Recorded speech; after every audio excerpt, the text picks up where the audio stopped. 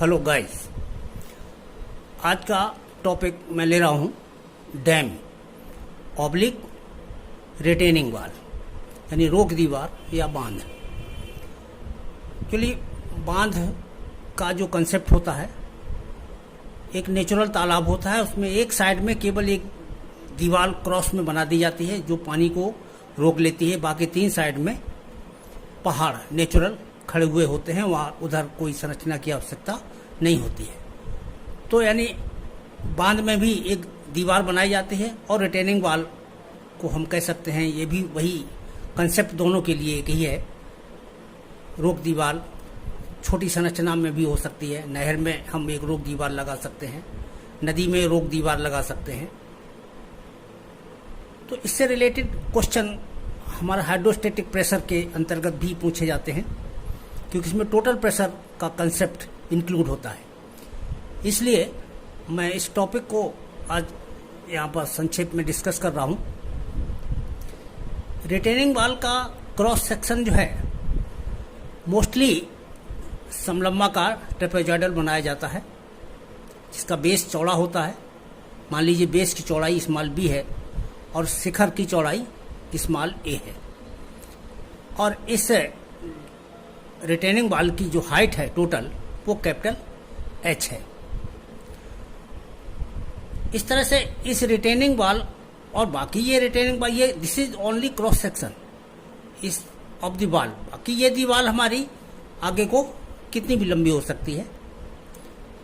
इसके up stream side में कहें या जिधर पानी का भराव है, हमने एज्यूम कर लिया कि पानी मान लीजिए एच हाइट तक भरा हुआ है।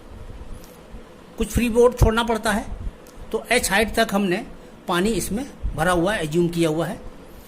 तो एच हाइट तक पानी जब भरा है तो एच हाइट पर, एच गहराई पर दाब WH या ρGH हम लिख सकते हैं। इस तरह से इसका प्रेशर डायग्राम हम यहाँ अलग से खींच लेते हैं। तो ये इसका प्रेशर डायग्राम हो गया, हाइट इसकी H हो गई, नीचे प्रेशर जो है वो WH या इसी को ρGH भी लिख सकते हैं। तो ρGH या WH और H में ये प्रेशर डायग्राम। अब फिर से हम रिटेनिंग वाल पर ही कंसंट्रेट करते हैं।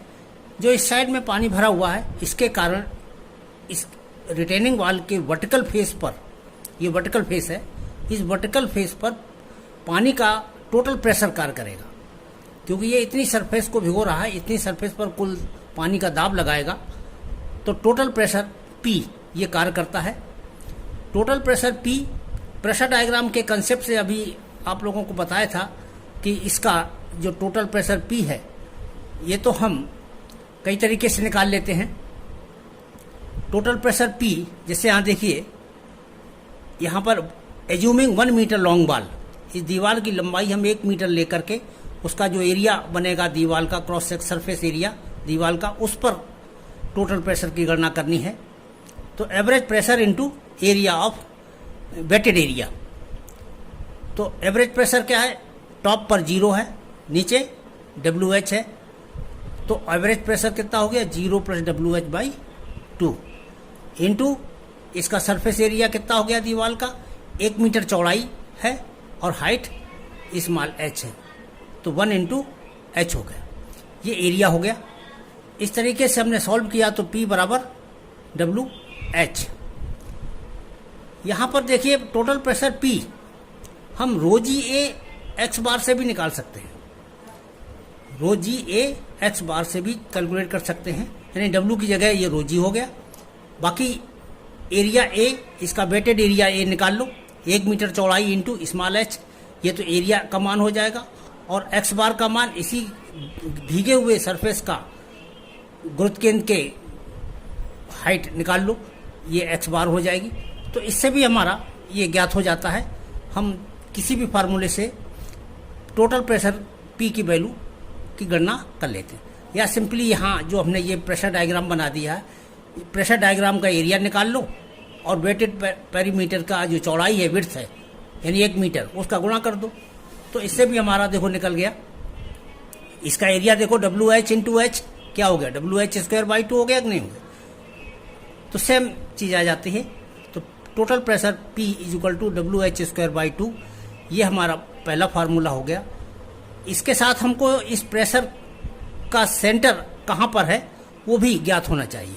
इस ट्रायंगल से क्लियर है कि इसका केंद्र हमेशा कहाँ होता है, नीचे से बॉटम से 1/3 हाइट पर और टॉप से 2/3 हाइट पर। ये 1/3 हाइट और ये 2/3 हाइट पर इसका सेंटर यहाँ स्थित होता है, तो उसी जगह ये P कार्य करेगा। वही हमने नीचे से H/3 यहाँ पर लिखा हुआ है।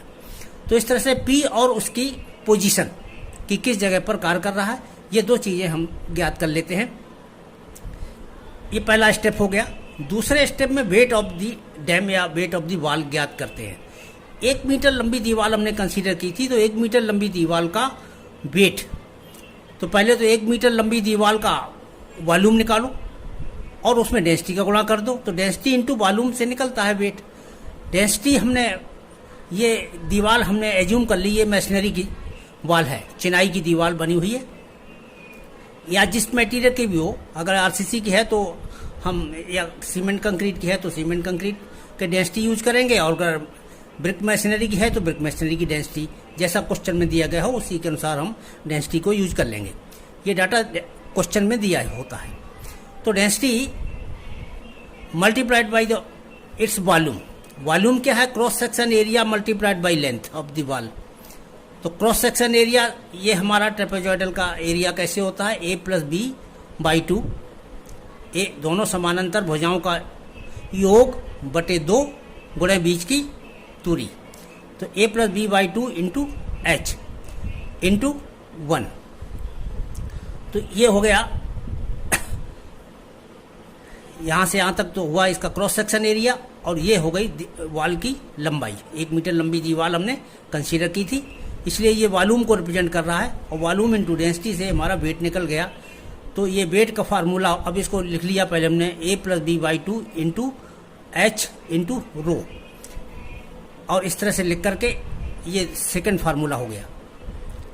जब ये तो हमने निकाल लिया कि इस 1 मीटर लंबी दीवार का भार जो है कितना है, वो W ये हो गया। अब ये W की क्रिया रेखा कहाँ पर कार्य कर रही है, W की क्रिया रेखा इसके क्रॉस सेक्शन की जो बनावट है, जरा इस पर देखें। इसे हम 2 पार्ट में डिवाइड कर सकते हैं, एक आयत में और एक ट्रायंगल में। और आयत का एरिया अलग निकाल लो, ट्रायंगल का एरिया अलग निकाल लो। जहां पर इस आकृति का गुरुत्व केंद्र होगा, रिजल्टेंट परिणामी गुरुत्व केंद्र हमको निकालना है।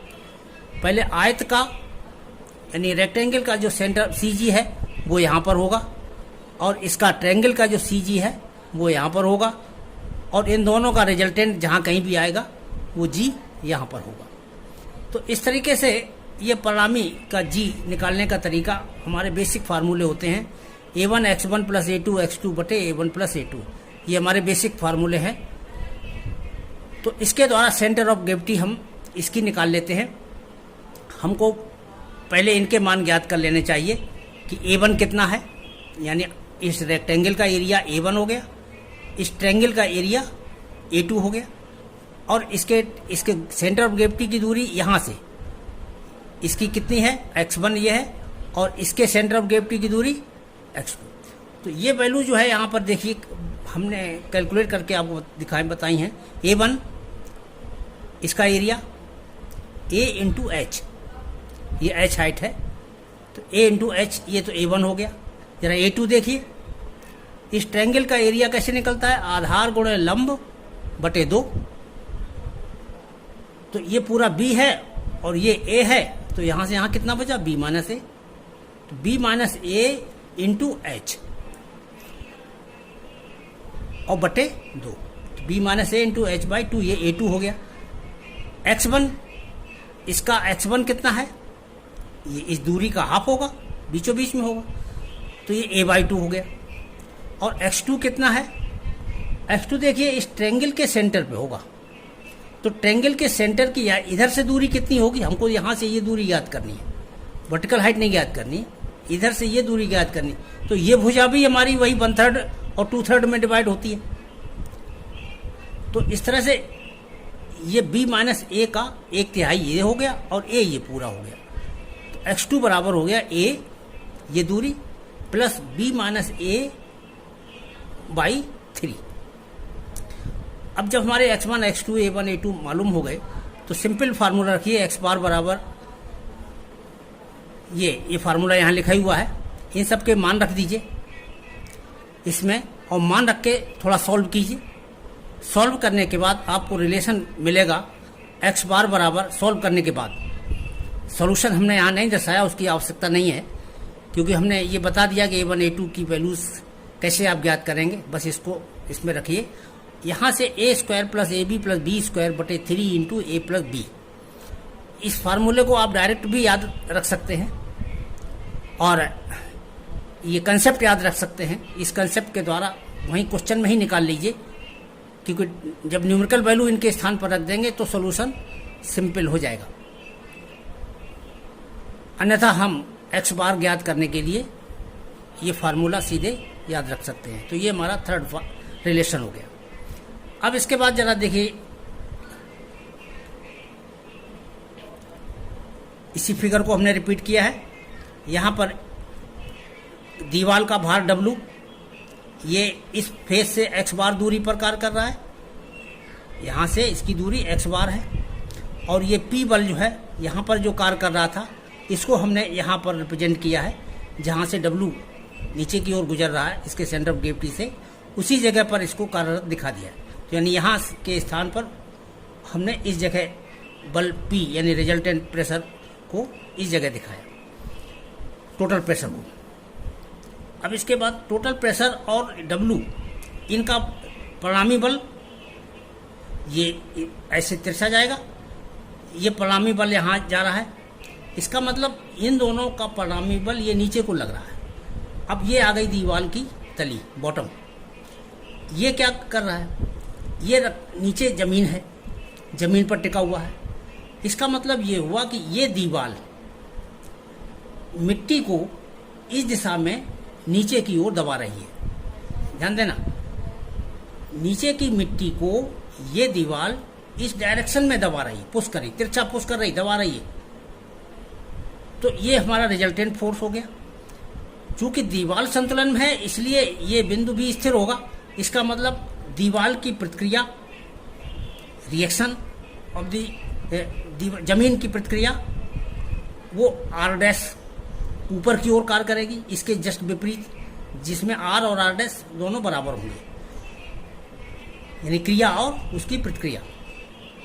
अब जब ये जमीन के द्वारा दीवार पर लगाया जाने वाला बल हो गया, ध्यान देना, ये बल जो है मिट्टी के द्वारा दीवार की तली पर लग रहा है। जब यहाँ लग रहा है तो इस बल के भी दो कंपोनेंट कर दो, एक इसका वर्टिकल कंपोनेंट कर लो, एक इसका हॉरिजॉन्टल कंपोनेंट कर लो।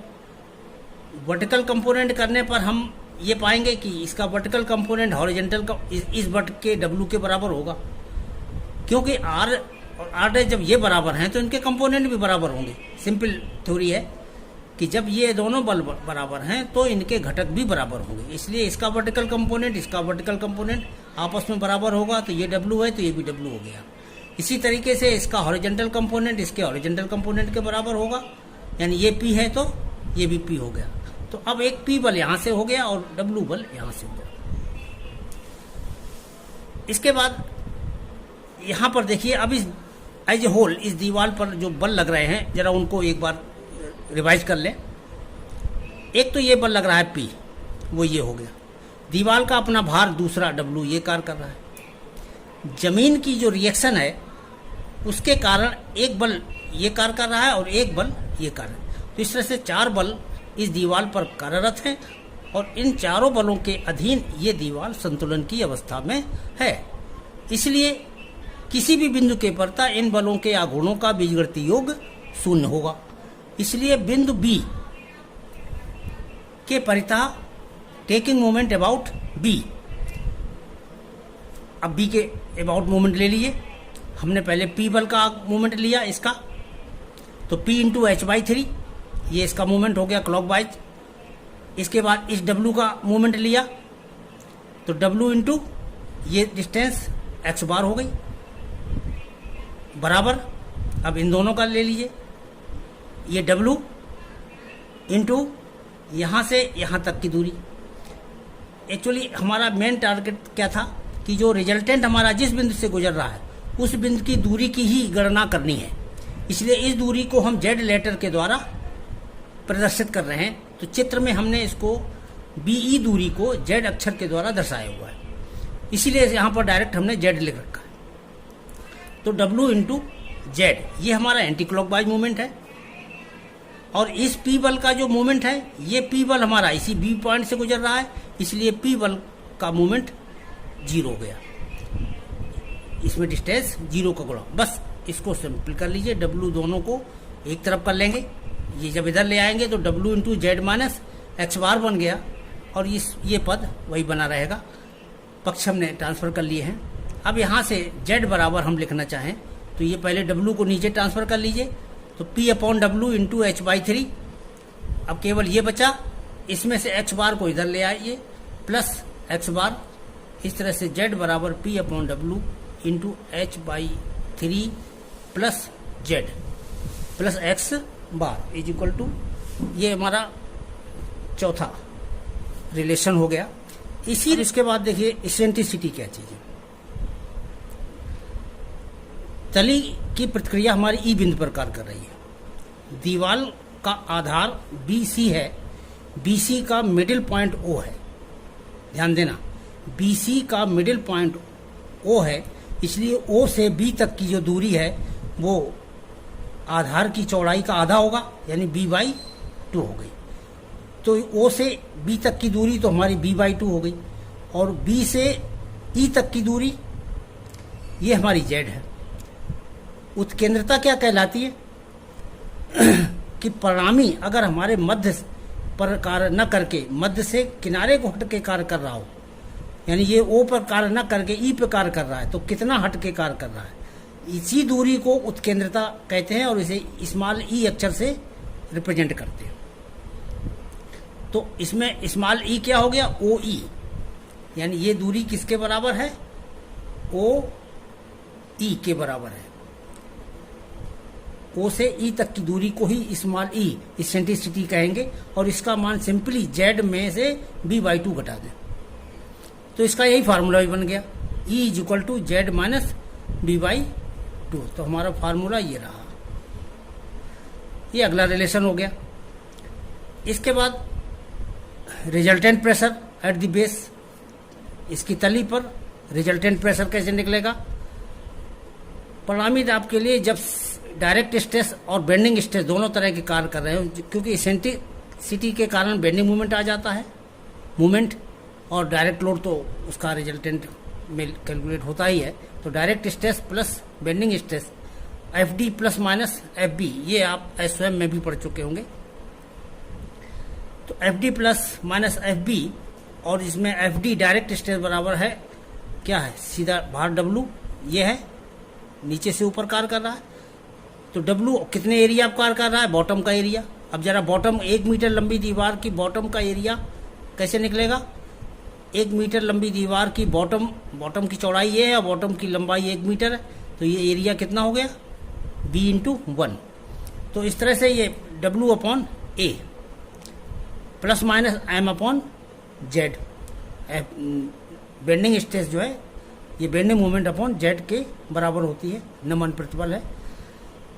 बस इनके मान रख लिए, W अपॉन 1, A का मान 1 इंटू B, और M का मान क्या है, W कहाँ कार्य कर रहा है, ये O से E दूरी पर, तो इसी का भार में उत्केंद्रता का गुणा कर दें, W इंटू E, मूवमेंट ले लें सेंटर से, W इंटू E, तो ये हमारा बेंडिंग मूवमेंट हो जाता है। तो M की जगह रख लीजिए W इंटू E, और Z की जगह 1 इंटू B²/6।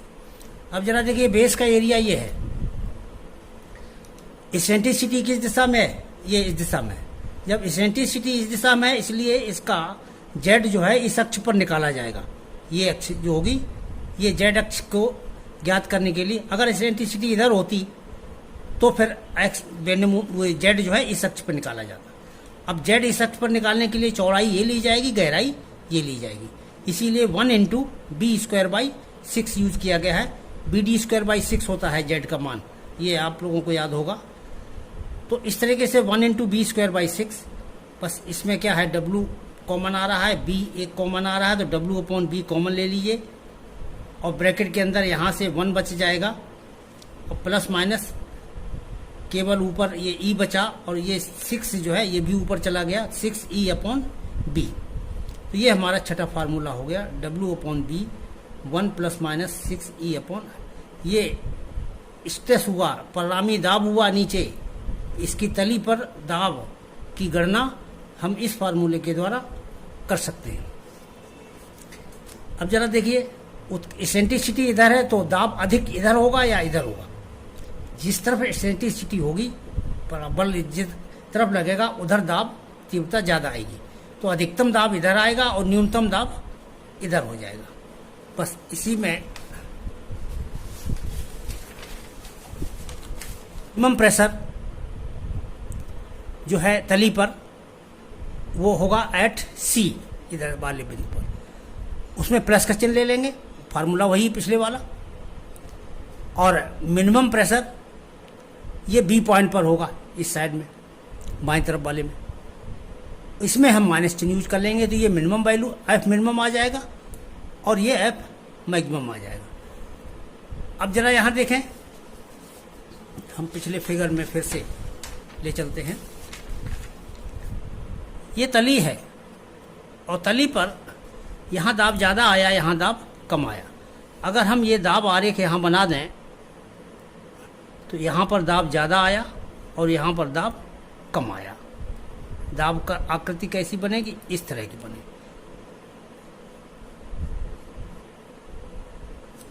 ये वैल्यू एफ मैक्सिमम के बराबर होगी और ये एफ मिनिमम के बराबर।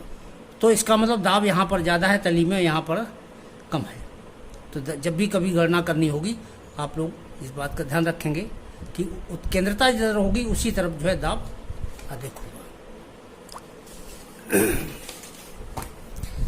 ये बस फार्मूले हमारे उतने ही हैं। अब इसके बाद इसके स्टेबिलिटी की जांच करने के लिए और पूछा जाता है इसी दीवार में, रिटेनिंग वॉल के लिए। तो स्टेबिलिटी इसकी जो है 4 पदों में जांच की जाती है। एक तो चेक फॉर ओवरटर्निंग, कि दीवार कहीं पलट न जाए। अभी आपने देखा होगा पिछले ही चित्र में कि P और W का परिणामी E पर आ रहा है। अगर इसमें P बड़ा हो जाए और बढ़ा दें थोड़ा सा तो E किधर जाएगा, E आगे बढ़ जाएगा। P का मान और बढ़ा दें तो ये E हमारा यहाँ पहुँच जाएगा। P का मान और बड़ा कर दें तो यहाँ पहुँच जाएगा। P का मान और बड़ा कर दें तो E C के बाहर निकल जाएगा। जैसे ही C के बाहर निकलेगा, जब इसका परिणामी बाहर जा रहा है तो उसी समय दीवार उलट जाएगी, पलट जाएगी, क्योंकि C बिंदु के अबाउट ही दीवार टर्न करेगी, पलटेगी। तो ओवर टर्निंग के लिए सेफ्टी कब तक है, जब तक कि परिणामी हमारा आधार के अंदर ही बना रहे, यानी C के बाहर न जाने पाए। तो E का मान जो है, ये E पॉइंट हमारा C के बाहर न निकल। इसी बात को देखिए कैसे, किन शब्दों में व्यक्त किया गया है। यानी OE का मान जो है OC से अधिक होना चाहिए, या इसको यूं कह सकते हैं, OE क्या है, इसेंट्रिसिटी। तो E must be greater than B/2 over turning के लिए। अगर ऐसा है तभी दीवार पलटेगी। इस कंडीशन में दीवार पलट जाएगी जब इसेंट्रिसिटी, उत्केंद्रता, जरा देखिए OE ये उसे, जब इसका मान यानी E जब यहाँ चला जाएगा, E मान लो बाहर आ गया तो OE कितना हो गया, इसेंट्रिसिटी हो गई, और ये OC से ज़्यादा हो जाएगा, वो B/2 है। तो इसेंट्रिसिटी का मान B/2 से अधिक होने पर ही दीवार पलट जाती है। फॉर सेफ्टी, इसलिए सुरक्षा के लिए E का मान सदैव B/2 से कम या बराबर होना चाहिए। तो अब एक तो कंडीशन ये आपको बस फाइनली यही याद रखनी है कि चेक फॉर ओवरटर्निंग। आपको जब भी चेक करना हो केवल ये रिलेशन चेक कर दीजिए कि इसेंट्रिसिटी जो आपने निकाली है उसका मान v/2 से ज़्यादा तो नहीं है। बस आपको यही सिद्ध करना है कि ई का मान v/2 से कम है। अगर कम है तो दीवार ओवरटर्न नहीं करेगी, यानी पलटेगी नहीं। अब चेक फॉर टेंशन। इसका टेंशन का मतलब ये होता है कि जैसे यहाँ क्या था, ये एफ मिनिमम था। मान लीजिए कैलकुलेशन में हमने एफ मिनिमम निकाला, ये हमारा बिल्कुल जीरो हो जाता, तो जीरो हो जाने पर दाब आर एक ऐसा बन जाएगा। और ये भी हो सकता था कि एफ मिनिमम माइनस में चला जाए। अगर माइनस में चला जाएगा तो ये दाब आर एक ऐसे बन, इसका मतलब यहाँ टेंशन हो गया। तो एक चीज़ जरा सोचिए कि जब टेंशन हो गया तो मिट्टी और ये दीवार के बीच में खिंचाव कैसे हो सकता है। दीवार तो मिट्टी के ऊपर रखी है केवल, अगर इनके बीच में दबाव नहीं लगेगा, ये एक दूसरे से खींचना चाहेंगे तो उनको कोई पकड़े हुए नहीं है, दीवार उठ जाएगी। और जब दीवार उठ जाएगी तो फिर वो दीवार का कांटेक्ट एरिया हमारा घट जाएगा, तो हमारी पीछे की जो सारी गणनाएं हैं वो सब फेल हो जाएंगी। तो for the safety F minimum का मान माइनस में नहीं होना चाहिए। तो टेंशन यानी नीचे तनन उत्पन्न नहीं होना चाहिए। एफ मिनिमम हमेशा जीरो से बड़ा होना चाहिए। इसी को लिखा है कि एफ मिनिमम का मान जीरो से कम नहीं होना चाहिए, अर्थात माइनस नहीं होना चाहिए, यानी एफ मिनिमम का मान जीरो से अधिक होना चाहिए। बस इसी को एफ मिनिमम वाला फार्मूला उतार लिया। W/B 1 - 6E/B must be greater than और इक्वल टू जीरो। इसमें से ये हट गया तो 1 - 6E/B must be greater than zero. इसके बाद हमने इस पद को इधर पक्षांतर कर लिया तो 1 का मान जो है बड़ा या बराबर ग्रेटर देन और इक्वल टू 6E/B होना चाहिए। अब इसमें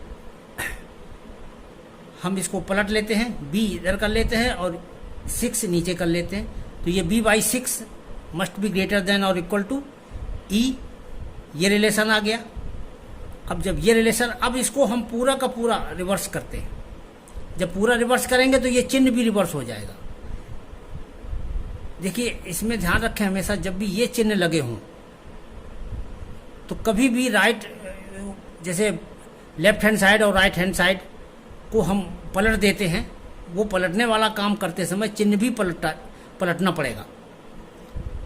बाकी सब उसी तरह से पक्षांतर होते हैं। इधर प्लस वाली चीज़ माइनस में चली जाएगी, जिसका गुणा है दूसरी तरफ भाग हो जाएगा, वो सब वही होता, केवल पक्ष बदलते समय चिन्ह बदलना पड़ता है। तो वही यहाँ पर चिन्ह बदल दिया, यहाँ ग्रेटर देन और इक्वल टू था, अब ई हमने चूंकि पहले लिख लिया है तो ई इज लेस देन और इक्वल टू हो गया। तो इसकी कंडीशन जो है हमारी फाइनल ये आई। आपको केवल ये याद रखना, इसका चेक करने के लिए ये चीज़ याद रखनी है और इसका चेक करने के लिए ये याद रखना है। दीज आर द डेरिवेशन, ये आपके समझने के लिए है कि ऐसा क्यों हो रहा है। Check for sliding. अब फिसलने में जरा देखिए क्या हो सकता है। ये यहाँ नीचे मिट्टी है, ये बल लग रहा हुआ है। एक बात यहाँ जरा देखें, ये P बल लगा हुआ है। वाटर लेवल मान लो बढ़ता जा रहा है, पहले यहाँ कम था फिर धीरे धीरे बढ़ता जा रहा, तो ऐसे P हमारा धीरे धीरे बढ़ता जाता है। तो P किसी भी समय पर P मान लो कार्य कर रहा है, उस समय ये बल जो है जमीन की जो प्रतिक्रिया होती है, इसका जो क्षैतिज घटक, एक्चुअली ये P बल कहाँ से आता है, ये जमीन का घर्षण बल होता है। और घर्षण बल का मान ये आपको पता है μW होता है। और घर्षण बल प्रारंभ में वेरिएबल होता है, प्रारंभ में घर्षण बल का मान वेरिएबल होता है।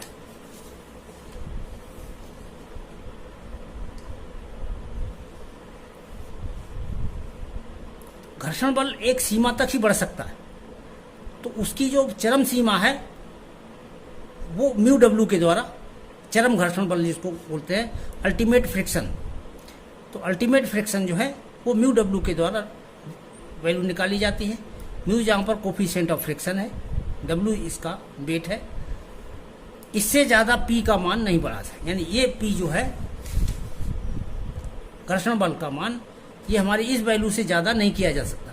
इसलिए ये वाला P जो यहाँ इधर से कार्य कर रहा है, इसका मान इससे ज़्यादा नहीं होना। बस हमको यही चेक करना होता है। म्यू डब्ल्यू कैलकुलेट कर लीजिए, ये हमारा अल्टीमेट फ्रिक्शन है। जो P है, टोटल प्रेशर है, इसका मान म्यू डब्ल्यू से अधिक नहीं होना चाहिए। लेकिन अगर हो गया अधिक तो जानते क्या होगा, ये दीवार इस मिट्टी के ऊपर ऐसे खिसक जाएगी, आगे को खिसकने लगेगी, सरक जाएगी। ये ओवरटर्न नहीं करेगी, पलटेगी नहीं, बल्कि स्लिप कर जाएगी। तो इसीलिए इसको स्लाइड कर जाएगी। तो स्लाइडिंग में जांच कैसे की जाती है कि P का मान इससे कम होना चाहिए। इसको आपको उन गणनाओं में दिखाना है। P आपने कैलकुलेट किया होगा, म्यू डब्ल्यू और कैलकुलेट कर लीजिए और सेट कर दीजिए कि P का मान म्यू डब्ल्यू से ज़्यादा नहीं है। ये हमारा तीसरा चेक हो गया। इसका म्यू का मान 0.6 से 0.7 के बीच में लिया जाता है। ये सब वैल्यू को क्वेश्चन में यहाँ पर आप लोगों को दिए जाएंगे। चेक फॉर मैक्सिमम स्ट्रेस एक लास्ट और है। मैक्सिमम स्ट्रेस के लिए मैक्सिमम स्ट्रेस का फार्मूला आपने पढ़ा है ये अभी थोड़ी देर पहले। मैक्सिमम प्रेशर एफ मैक्सिमम, तो एफ मैक्सिमम निकाला ही होगा आपने। बस एफ मैक्सिमम का मान जो है ये, क्योंकि देखिए एफ मैक्सिमम ये है ना, यहाँ दाब लग रहा है, यानी दीवार मिट्टी को नीचे दबा रही है। तो और मिट्टी दीवार को दबा रही, दोनों एक दूसरे को। मान लीजिए इस रिटेनिंग वॉल के नीचे पत्थर है, पथरीली है, तो पत्थर इससे भी चिनाई से भी कड़ा हो सकता है। तो कोई भी एक दूसरे के सापेक्ष वीक हो सकता है, यानी एक मजबूत हो सकता है, दूसरा कमजोर हो सकता है। तो यहाँ पर इस एफ मैक्सिमम का मान crushing strength of machinery wall,